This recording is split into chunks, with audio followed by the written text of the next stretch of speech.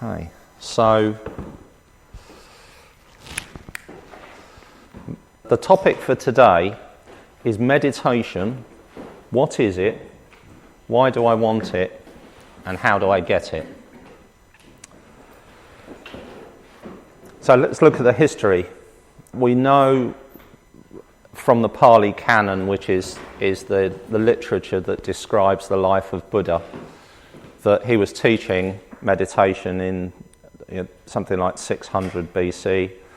There are statues in India of people seemingly meditating that are 3,000 years old. So this is an ancient practice. Nowadays, meditation is viewed as something to do with mindfulness. And for newcomers to both, it's very often the case that they've managed to confuse the two in their mind. But from the perspective of mindfulness, meditation is the training. Mindfulness is the experience.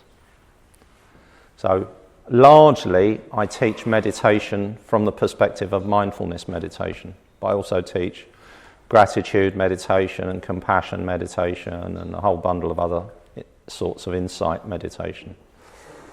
But largely the focus on these 8 sessions will be on mindfulness meditation. And what mindfulness is the undistracted awareness of the experience of the present moment. For those of you that have never encountered it, I'll introduce you to it a little bit later on. That's what meditation gives us that the majority of people want. So they want this experience of mindfulness, the undistracted awareness of the experience of the present moment. And why would you want that? Been running courses for getting on for 5 years in Bromley now. 600 people gone through the courses, and I think I've taught 5,000 people all in all at various different events. And there are 3 things people want and 3 things people don't want that they usually associate with why they're meditating. And this is not everyone, but this is the most common. People want less stress, worry and anxiety and more focus, calmness and relaxation. Those are the things that keep coming out whenever I do a survey of my students. So there's things we want and there's things we don't want. And the things we don't want are part of modern life. Stress, worry and anxiety is what I refer to as the modern mind. Stress is actually the body, but the mind and the body are, to all intents and purposes, indivisible. What happens in the mind is reflected in the body. What happens in the body becomes reflected in the mind. Usually when people start meditating, it's because they want one of those things, or there are certain things they don't want. So there's a purpose to it in your mind before you even start. And then nowadays there are more people who come along out of sheer curiosity, which is a wonderful thing. So there you have this ancient practice of meditation. What it does is it enables you to train yourself to be present. Presence and mindfulness are the same thing. I prefer to use the word present because it's more indicative of the experience. And that's the experience of the sensory present moment. It's like a little bubble that follows you around. It's the extent of your senses, what you can see, smell, touch, taste, hear. Yeah. So you're sitting here, the bubble goes for several miles if you can hear an airplane, and what you can see is probably in this room and in the park. And whatever you're worrying about, whatever stressed you out, and whatever's made you anxious, isn't in here. So this is the key thing. So if you can bring yourself fully into the present moment, what is there to fear? What is there to be anxious about? Where's the stress? What we're doing by developing mindfulness is the awareness of a present moment, which for most people, for most of the time, is overwhelmingly good if you look at it as a sensory experience of now. It's only when you drag your life situation in that it can become imposing. So that's kind of the history of meditation, the relationship to mindfulness. Meditation is the training for mindfulness. Why would you want it? You want it, mindfulness, because it's the present moment, and there's a big element of what it isn't. So what it is the sensory experience of now, and what it isn't is all of the baggage that stresses us out. So that's what is it, why would I want it, and that brings us to how do I get it. So here's show of hands time. Don't be shy. Hands up everybody in the room who's meditated at some point or another. And that's right, very good. Okay, hands up anybody who has a regular meditation practice.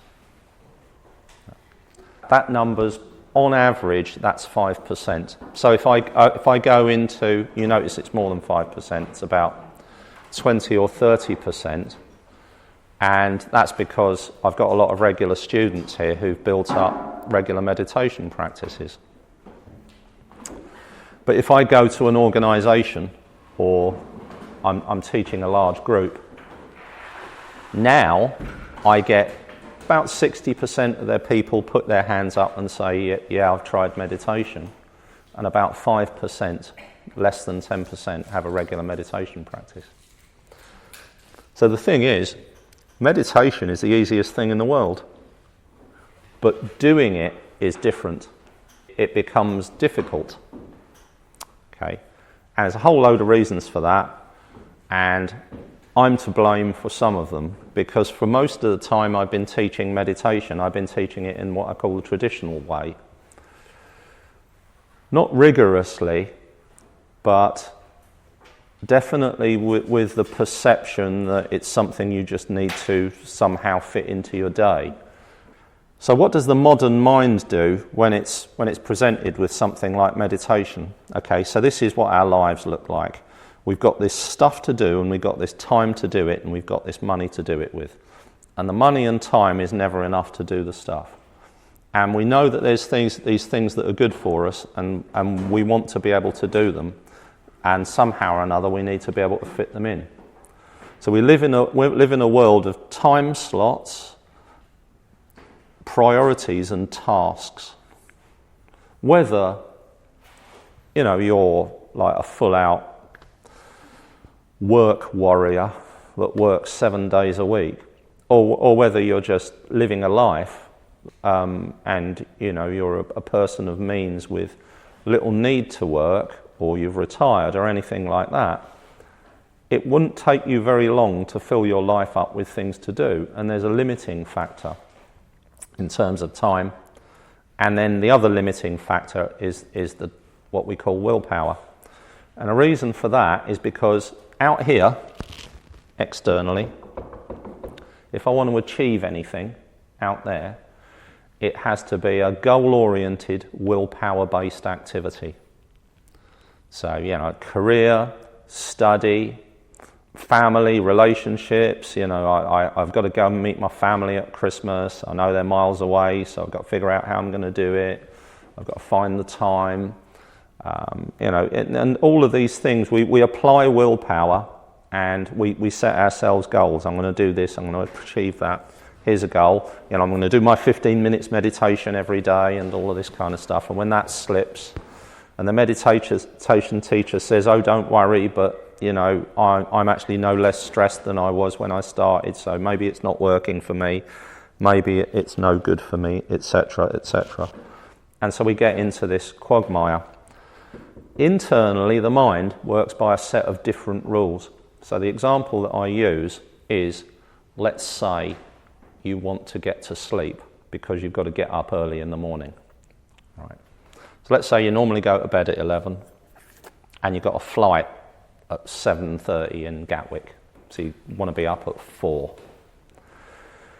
So what do? You go to bed early to get a good night's sleep, right? So you go to bed at 9.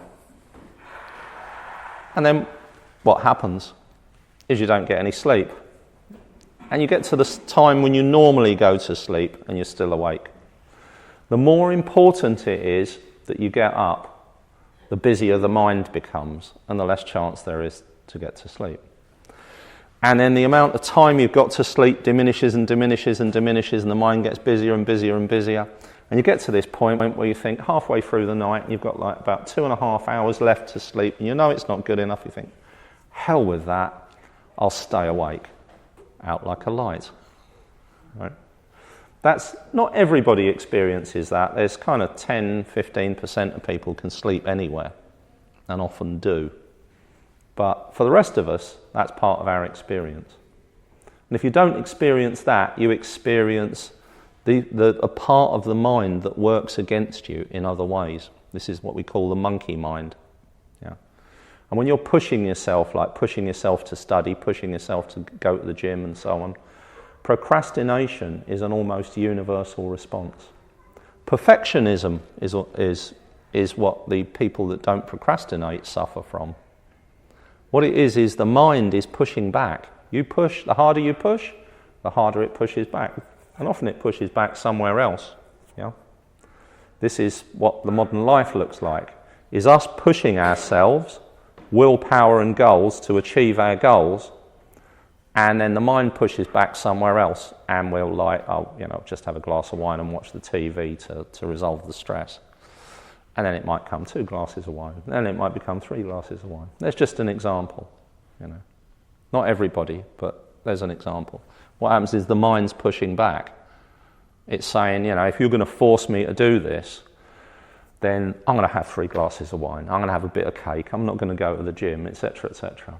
And so it all becomes this juggling process of willpower and tasks and goals and priorities.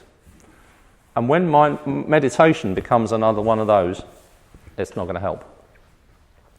So you think about the trying to get to sleep scenario, it's not going to help by making it a willpower-based, goal-oriented activity. There's a goal, I need to be asleep by 9. That's the first goal that goes in the bin. With the mind, we need to work in a completely different way. So the Eastern traditions have curated meditation for 3,000 years. And there's an interesting Chinese concept called Wu Wei. And what Wu Wei is the action of no action. Right? The mind operates in certain ways. Nature does, life does. If you understand how it works, then you can achieve your goal with no action. So if you're in a raft in Cornwall and you want to get to the west coast of Africa and you've got enough food and water for many weeks, you get there by doing nothing because the ocean current will take you there. Any paddling you do is just going to take you off course. And this is how it is with the mind. If we understand how the mind works,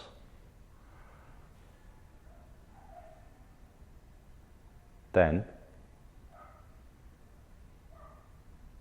we're able to experience things we don't normally experience, such as moments of mental silence. So to do meditation, to learn meditation, the best way is to not learn meditation. The best way is to do this little listening exercise. To do this listening exercise, all you need is your feet on the ground. And you can either close your eyes, or if you prefer, you can look down past the tip of your nose with your eyes half shut. And that's only so you don't get distracted. And the little listening exercise, I've got a name for it. I call it the meditation of no meditation.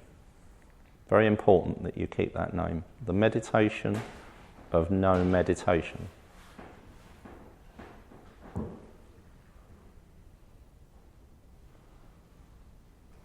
And what it consists of is listening.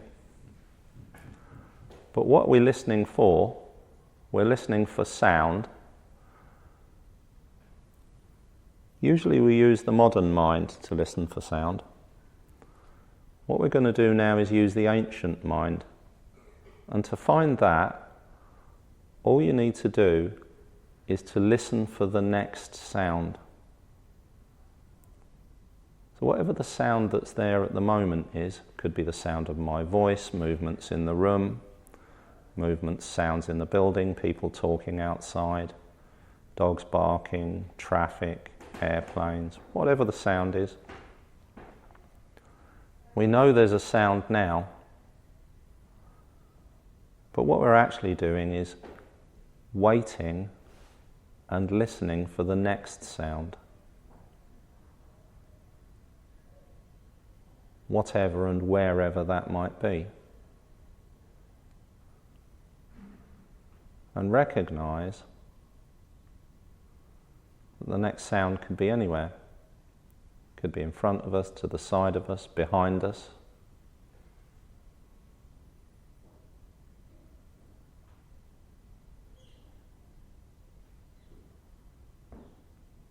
And we notice sounds arise and subside, and of course the mind might be busy, and there could be full of thoughts, and the mind might wander, and you might feel uncomfortable, you might be distracted.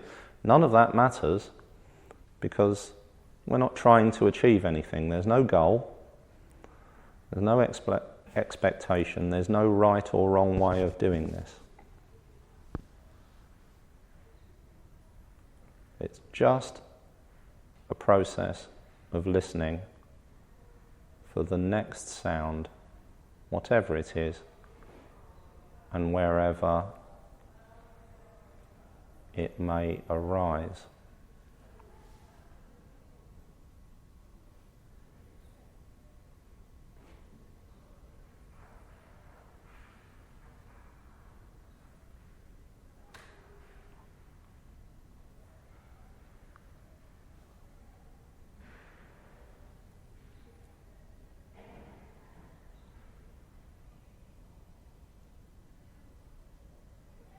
And there's nothing to do when there's a next sound other than wait for the next sound. So if we hear this sound, then we're waiting for this sound. And then we're waiting for this sound.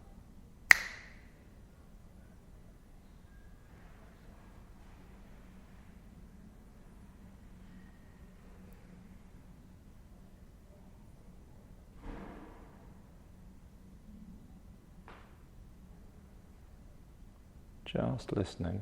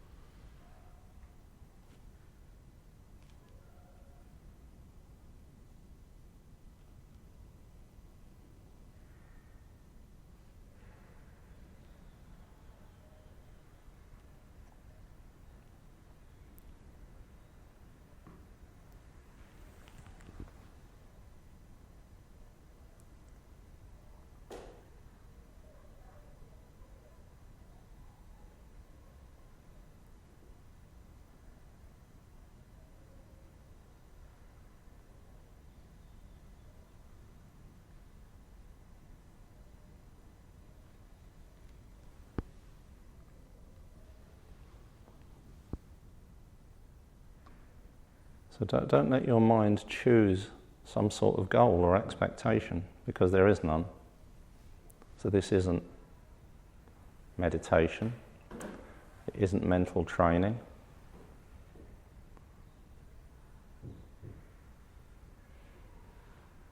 There's nothing to expect, there's no goal. So there's no way of doing it wrong. All you're doing is listening for the next sound. Doesn't matter how busy the mind is,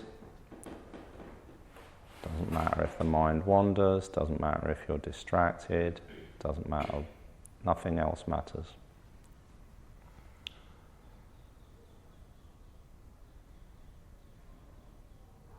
Just aware that we are surrounded by sound. And this is a waiting experience. We're waiting for the next sound to arise.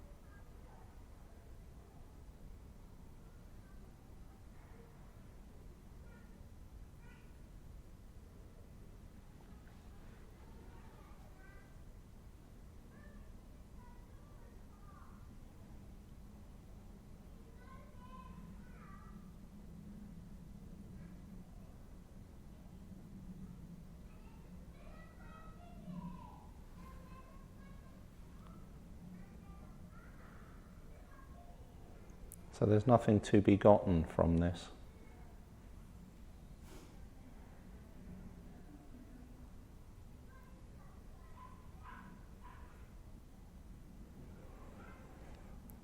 Okay, so noticing your breath. When you breathe in, notice what you can smell, what you can taste, the sensation of sitting and being pushed into the ground, and in your very own time, gently return your attention to the room.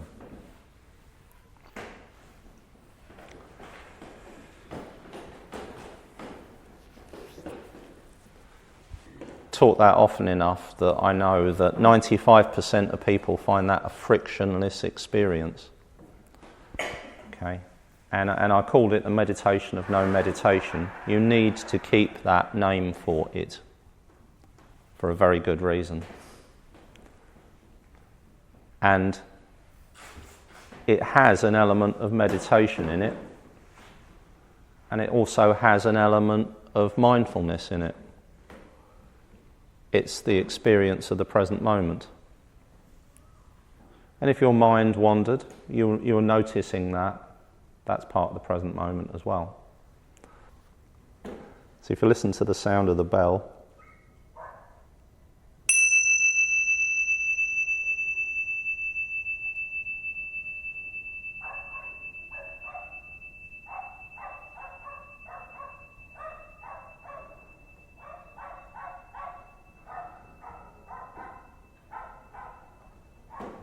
what you're doing is you're listening to the sound of the bell moving through time, or time moving through the sound of the bell. One or the other. Listen.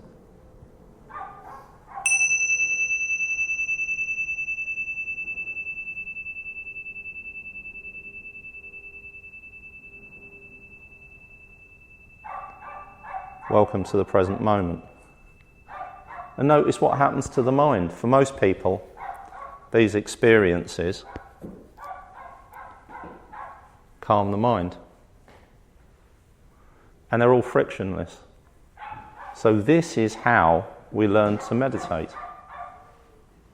What we do is we find the frictionless experiences that help to bring us to now, and we use that as an entry into meditation. And this is what I've been teaching for about a year, since I went to see a great meditation teacher by the name of Mingyur Rinpoche, which is where I learned the meditation of no meditation for sound. Except he has no name for it. He refuses to name it. For a very good reason. He says it's just listening. Unfortunately, most of the time that I've been teaching meditation, and when I listen to other meditation teachers, they teach in the traditional way. You do your 15 minutes. At the end of the session today, I'll give you a little bit of homework.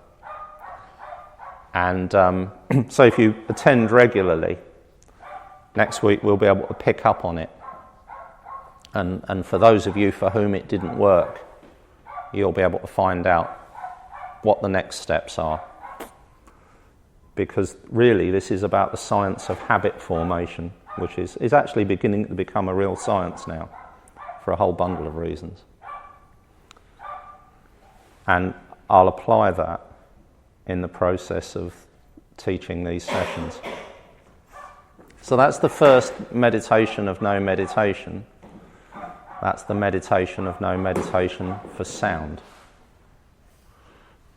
And the dog's barking in time to my speaking. Did you hear that? And now I've mentioned it, it's shy, so it's become quiet. So that's the meditation of no meditation for sound. And then I'm going to teach you another meditation of no meditation.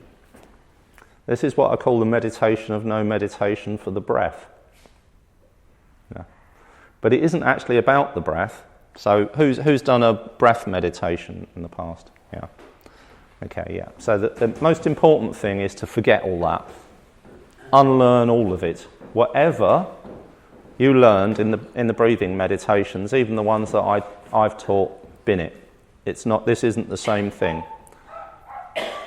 This is a meditation of no meditation, which is different. And what this is instead of noticing a sound, we're noticing a movement. That's the movement of the belly right here, just at the point where the belly meets the chest. And so if you either close your eyes or look down, that will help you to focus on that movement. So it's a tiny movement and it's always there, but we never really notice it.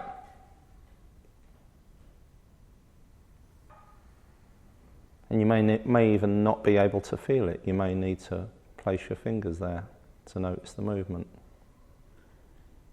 I tend to put my fingers there because I just prefer it.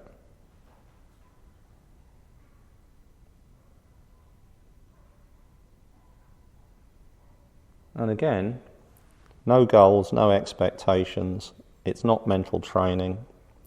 You're not getting anything. All you're doing is noticing the movement. Tiny movement of the belly. Rising, falling.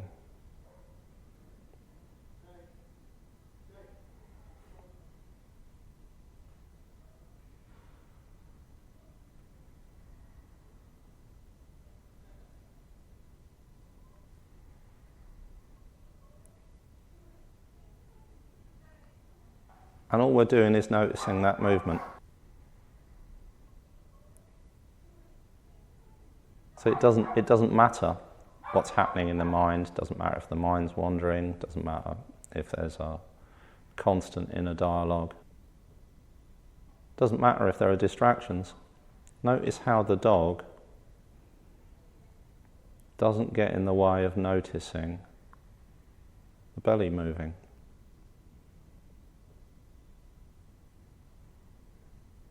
Just noticing the rising and falling.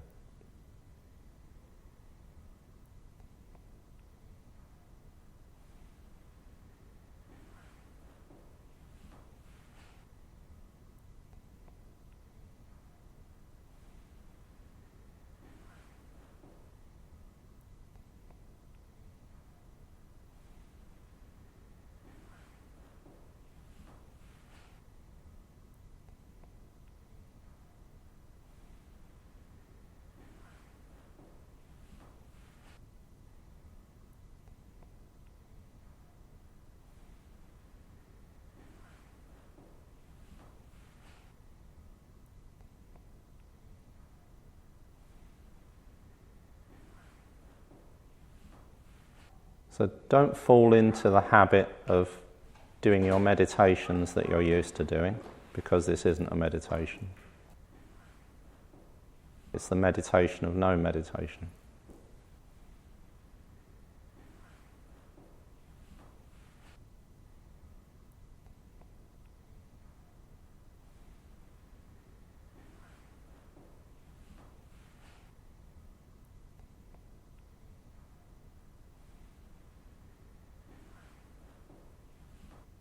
So the thing that makes this a meditation of no meditation is that there are no instructions. It's just you're noticing one thing.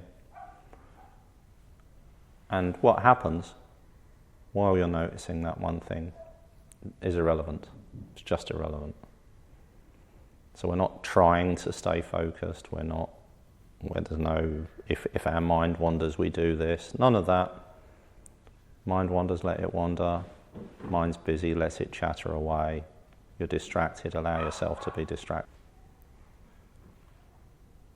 But you're just noticing this movement. Belly rising, belly falling.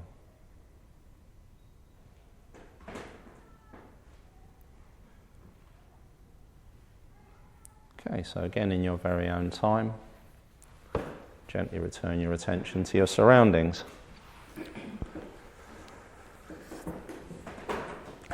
Okay, so the first practice, the meditation of no meditations for sound, that's frictionless for 95% of folk. This one is frictionless for less, and the people for whom it has friction are usually meditators who've trained themselves to focus on a particular sort of meditation. What we can see from that is that meditation brings some friction with it, what I call unsatisfactoriness. And the only reason there's unsatisfactoriness in meditation is because your brain has created it. So there's nothing unsatisfactory about noticing the breath or any meditation really.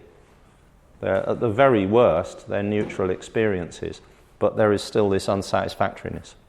And so what that is this. The way the brain works is by associating experiences. Yeah, you see a Mini and you see a Rolls Royce. There are all sorts of associations arise in the mind instantly. You know, Rolls Royce, rich guy, leather seats, plush, luxurious experience. Mini, little car, probably not a rich person, but maybe a covertly rich person trying to play down their wealth. But generally speaking, no leather seats, none of that, and you nip in and out the traffic, and it's useful around town. So all of that association arises straight away. And we create new associations. So if there's a new car, we'll look at it and we'll know straight away, is it a luxury car or isn't it? And if it's a luxury car, then it's associated with all the things that luxury cars are associated. If it's a little town car, it's associated with all the things little town cars are. Our brain does this instantly. So let's say you've come to learn to meditate to reduce your stress. You associate the meditation with reducing your stress. And you're instantly measuring whether your stress is being reduced by the meditation. And you may have a busy mind, so you may want to calm your mind. And when you meditate, the first thing you notice is your mind's busier. Doing traditional meditation, not doing the meditation of no meditation for sound, but traditional meditation, you notice your mind's busier. And so it's an unsatisfactory association. You're sitting down, your stress hasn't been resolved, and your mind's really busy. It's not what you want. You want your mind to be calm and still and clear like a mountain pool. But the more you want your mind to be calm and still and clear like a mountain pool, the less calm, still and clear it's going to be. It's the same as trying to get to sleep. The harder you try to get to sleep, the less likely you are to get to sleep. So the solution is to bin it. Bin the desire, the want, the trying. Stop trying. Replace trying in a meditation with waiting. So you notice there's no friction in waiting. Well, there is if you're waiting for a bus, but we're not. We're waiting for something that's part of our experience, a neutral part of our experience. We're waiting for the belly to rise or the belly to fall. we're waiting for the next sound, and there's very little friction in waiting. So if you've developed a meditation practice and you find yourself trying, stop it. Stop it right at that moment, and then begin again and find out what you can wait for in your meditation. Waiting for a breath, waiting for a sound, waiting for any experience. And then the friction diminishes. So now I'm going to teach the meditation that Buddha taught 2,600 years ago. And this is called following the breath. So what I'll do is we'll do following the breath, and then I will explain to you what it is and how it works and why you're doing it, which isn't actually common knowledge, seemingly among meditation teachers for some unknown reason. So to follow the breath, it's very, very simple. Ideally, we're noticing the breath in the nostrils, but you can notice the breath wherever it's comfortable for you. So most folk tend to either prefer the breath in the nostrils or the movement of the belly, the breath in the belly. Those are the ones that people go for. The nostrils is ideal for a whole load of reasons.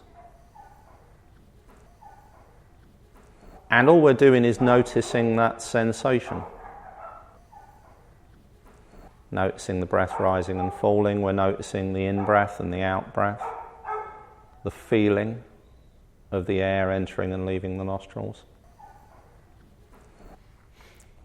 And then what will happen during that meditation, noticing the breath meditation, following the breath meditation, the mind will wander.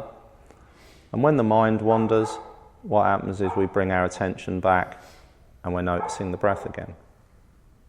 So the actual meditation only has 4 lines in the script. Notice the breath, mind wanders, return to the breath, repeat. Noticing the breath, mind wanders, return to the breath, repeat.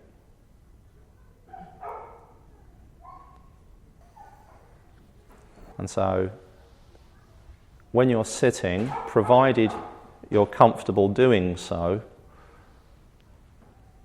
to help your posture, best thing to do is place your elbows by your sides. So just placing your elbows by your sides will straighten your back.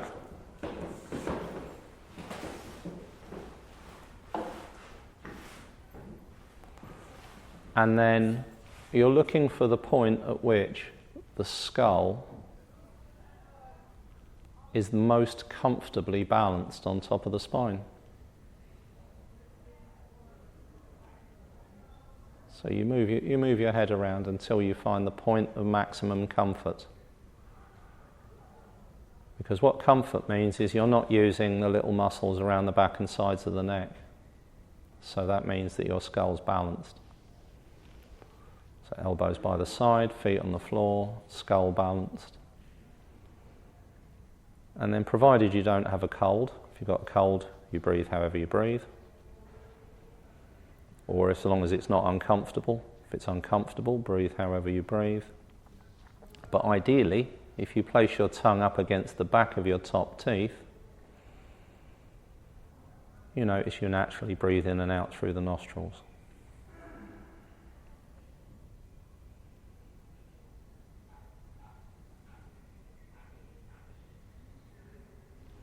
What I'll do is begin and end the meditation with a bell in the traditional way.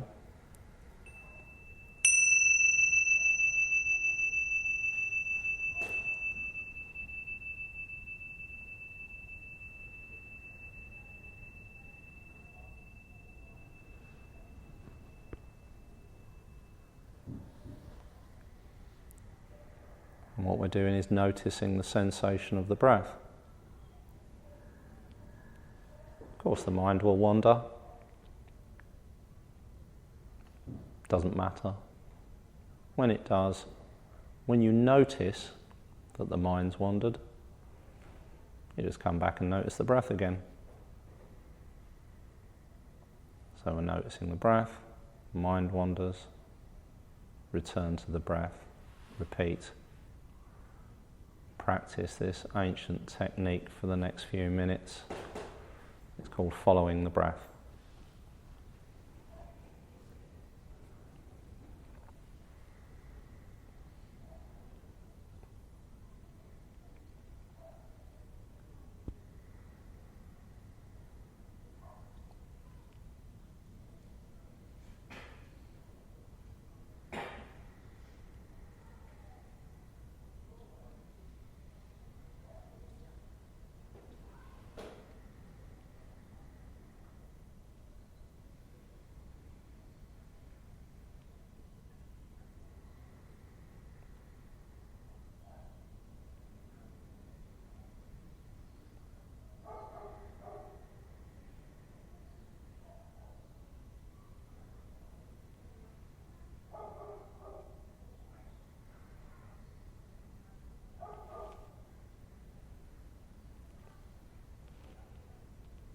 Cool breath in, warm breath out.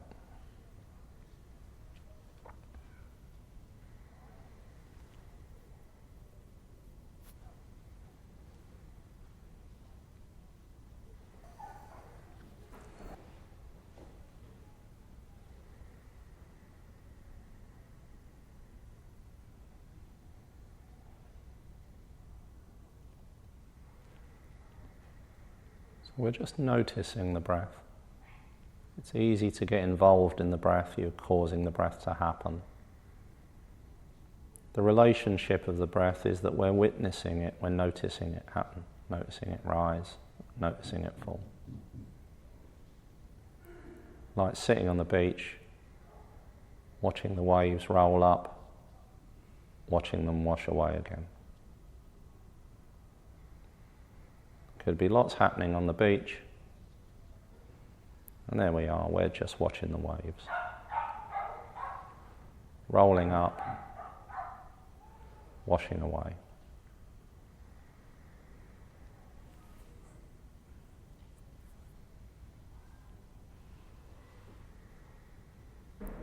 And here we are noticing the breath, we're noticing the breath rising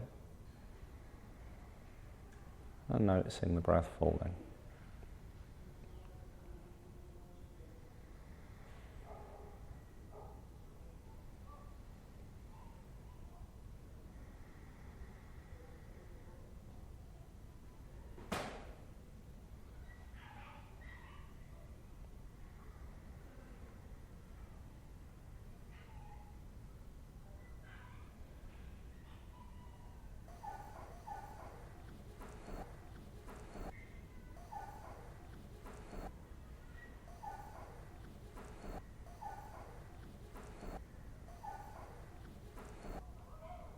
Doesn't matter how busy the mind is, doesn't matter if it's chattering, doesn't matter if the mind wanders. The mind wanders 1,000 times. We gently, patiently, compassionately return our attention to the breath 1,000 times.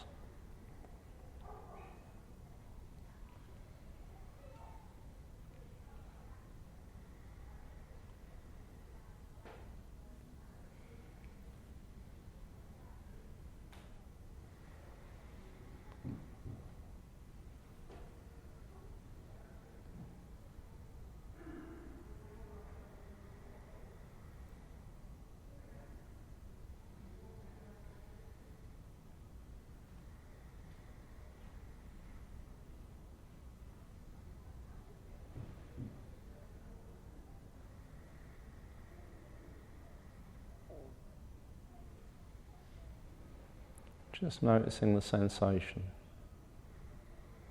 feeling of the breath entering and leaving the nostrils,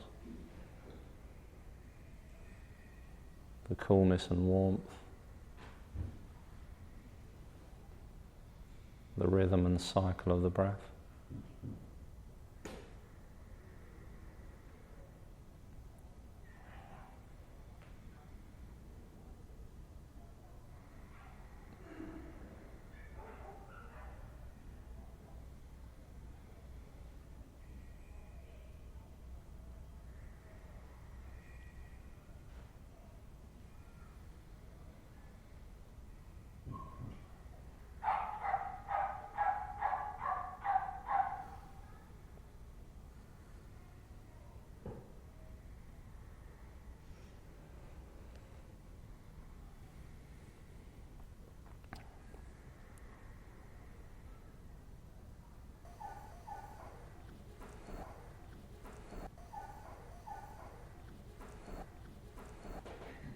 Breathing in, noticing what you can smell, what you can taste, the sensation of sitting, your feet on the ground, gravity pushing you down into the chair, and whenever you're ready, in your very own time,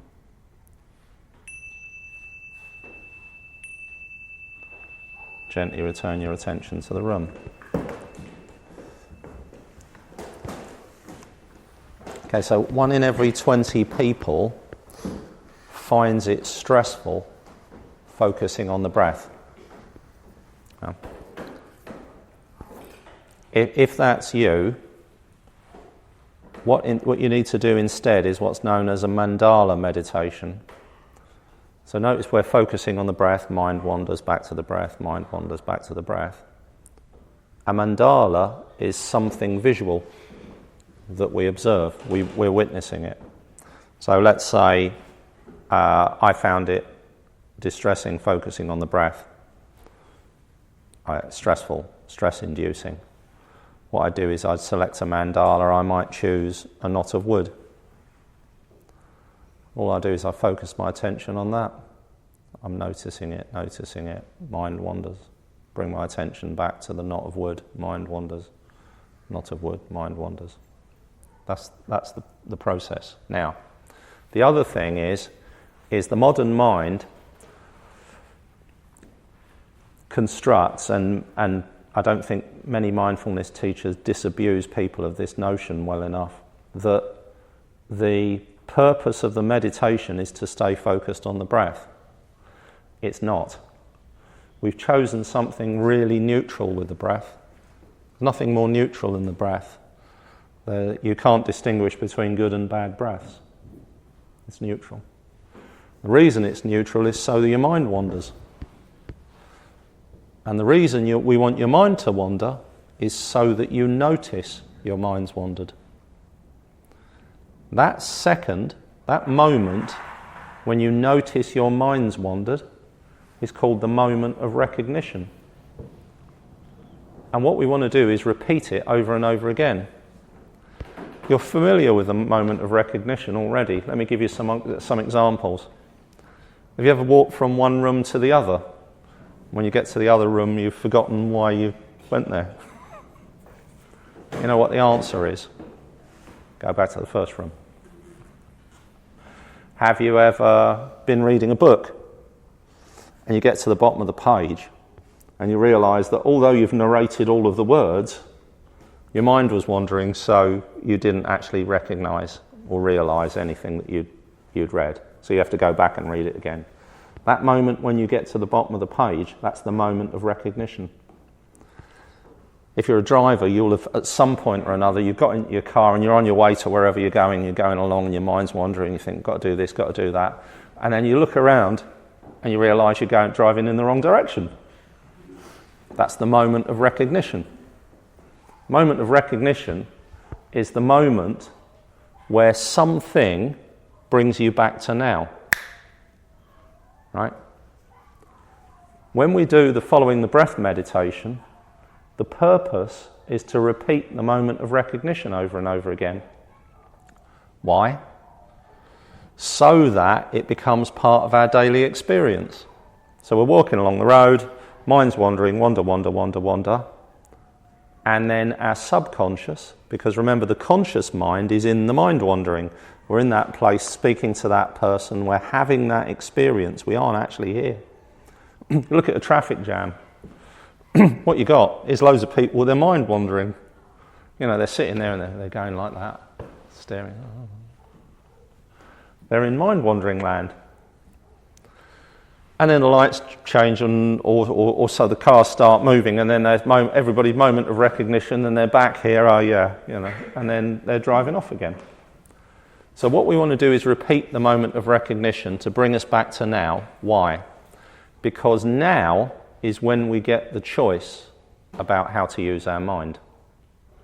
Because when the mind's wandered, you probably didn't choose for the mind to wander, and you probably didn't choose where the mind would wander to. Otherwise, it wouldn't have been mind wandering. It would have been structured thought. Structured thought is, I sit down, I'll do my tax return, I'll work out how to get a Romford, whatever it might happen to be. I've got these, one thought leads to another, and there's an outcome. Mind wandering, whatever the biggest, most powerful emotional element of your life is, it's like a big magnet, and it will draw your mind into it, and there you are, over and over again sometimes.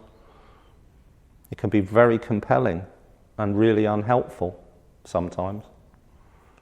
And we want the choice.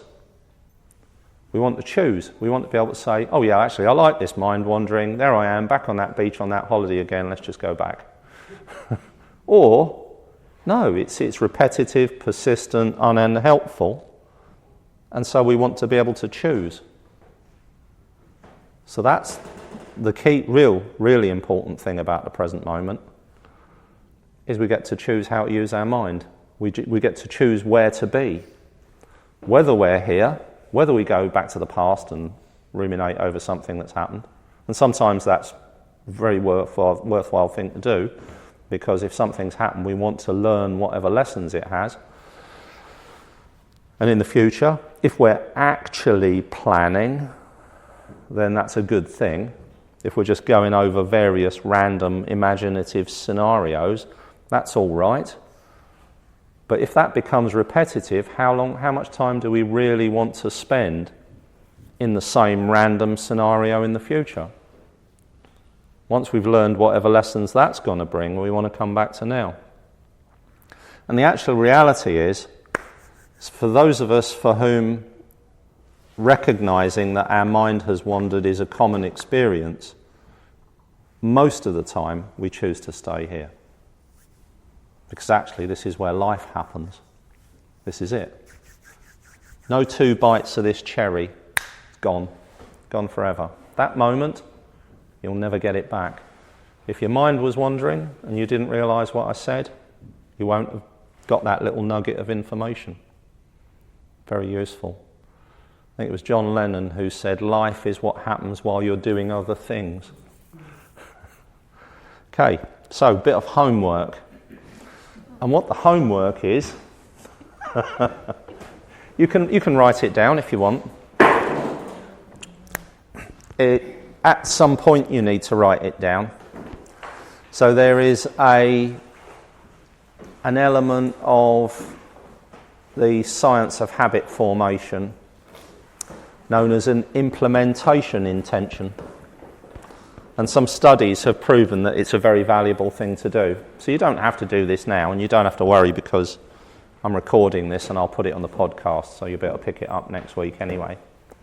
But what you ideally want to do is write this down. So even if you stick it in your mobile phone now, write it down later. And what you write down is this. Each morning, when I wake up, I will do 2 minutes of the meditation of no meditation for sound. You write that down. Each morning, when I wake up, I will do 2 minutes of the meditation of no meditation for sound.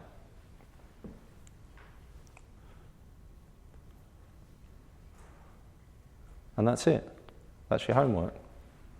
And it doesn't have to be the moment you get out of bed, so you could say, right, I'll do it in the bathroom.